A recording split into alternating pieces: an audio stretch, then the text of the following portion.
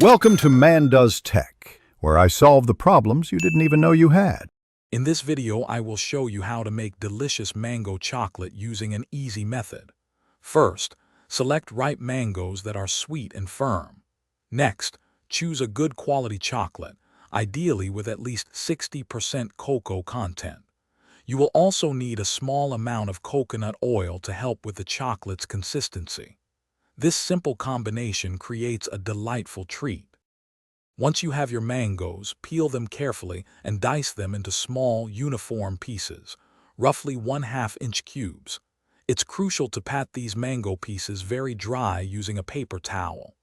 Any moisture can cause your chocolate to seize, ruining its smooth texture. Arrange the dried mango pieces on a parchment-lined tray, preparing them for the next step. Hey everyone, if you're finding this video helpful, please hit that like button and subscribe to the channel for more delicious recipes.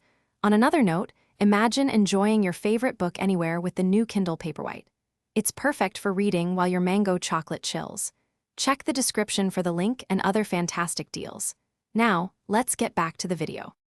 Now, let's melt the chocolate. Use a double boiler or microwave in short 30-second bursts, stirring well after each. Add about 1 teaspoon of coconut oil for every 8 ounces of chocolate. This helps achieve a smooth, dippable consistency. Be careful not to overheat the chocolate, as it can burn easily and become grainy, affecting the final product. With your chocolate perfectly melted, it's time to dip the mangoes. Carefully submerge each dried mango piece into the warm chocolate, ensuring it's fully coated. Gently lift and allow any excess chocolate to drip off before placing it back onto your parchment-lined tray. Once all pieces are dipped, refrigerate the tray for at least 30 minutes to allow the chocolate to set completely. Thanks for watching. If you found this helpful, don't forget to like and subscribe.